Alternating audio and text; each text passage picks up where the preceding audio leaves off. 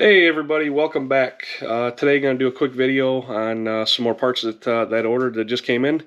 Went ahead and got rod bolts and main studs ordered. Just trying to put all the parts together, that way when I can finally start rebuilding this engine, I'll have everything ready to go. Flip around here, we can take a look at them. So here's the ARP rod bolts, and here's the ARP main studs. Main stud kit comes with the girdle bolts as well. So that stuff is here and ready to go. I'm also going to show you a little bit on the valves that came out of the head, valves that I've ordered and am going to put in the head, and talk about the guides a little bit. Also going to talk about the common rail rods versus 12 valve rods. Going to go with the 12 valve rods. Just kind of looking through some of that stuff. Definitely more work that needs to be done, but here's a quick video, and hope you guys like it. I'm going to do a little comparison here.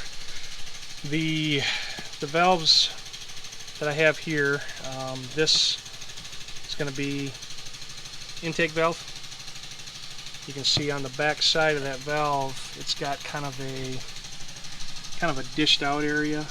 It's hard to see, but you can kind of see that it's kind of dished away.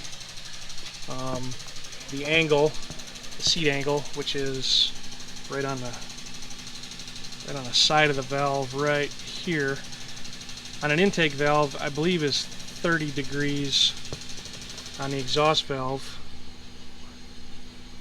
right here, it's 45 degrees. So if I compared those two, you would see a difference. Kind of see it down here on the table. This is a shallower angle, that's a steeper angle. These valves were cleaned up, glass beaded. They look a little bit better. These valves here, you see the difference. Intake, exhaust have not been cleaned up. You can see how dirty they are. I mean, these valves are just filthy. The lighting in here is kind of hard to tell, but these engines get really dirty inside. What I'm going with for replacements are, for the intake, this is a nitride coated valve. Supposed to help with wear and also keeping the deposits off of the valve. And then on the exhaust, they call the material Inconel, I think is what they call it. Inconel, I believe. It's supposed to stand up to the heat a little bit better, so it's going to be a superior valve to what the stock exhaust valves were. These valves here and that little dimple there, they have a N. I'll zoom in on it there. I believe that's an N stamped in there. Like I said, I'm not sure. There's different things that those letters mean. I don't know what the N on the OEM valve stands for. But like I said, the new valves are going to be Inconel for the exhaust and the nitride coated for the intake.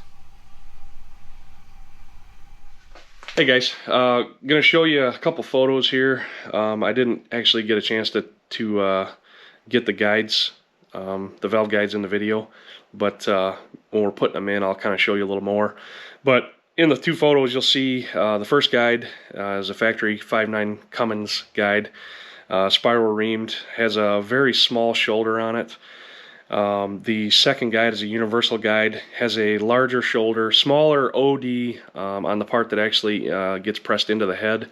So you leave a little more material, a little more head material than if you were to utilize the actual 5.9 replacement.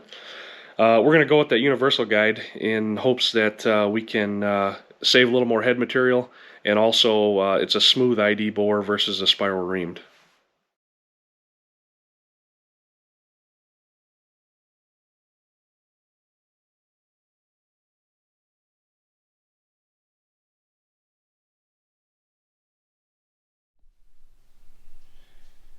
Comparison on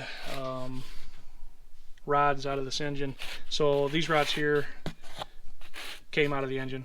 This is a common rail style rod. It's a crack cap, fracture cap they call it. So if you look at this, you can see that it looks very porous. It's not a smooth surface. You can look on this side here and see that it's really rough. You kind of see that there. It's really jagged. What they do is they make this in one piece, and then they put this in a press. So this comes, or this is made, this whole thing is made in one piece. they put it in a press, they score it, they put it in a press, and they snap it. And what that does is it breaks at the weakest point, they say. That is what a common rail rod looks like. So 03 to 07 5.9s will have that. This rod here is a machined rod. So if you look at the side here, you can see that that's a machine surface angle. That's a machine surface there. There's a little tab on the outside that keeps that rod cap from shifting. This rod here, if you look in comparison, it's a little bit wider in this area here than this one is. But then if I stand them up, see if I can do this. If I stand them up, it seems like the common rail rod, the one on the right, is a little bit thicker. So narrower this way, but thicker this way. So the 12 valve rod here, they tend to, if you have any issues, they tend to bend and not fracture or shatter like the this common rail rod would. So I'm going to go with that rod. Hopefully that's a good choice, and we'll see how it turns out.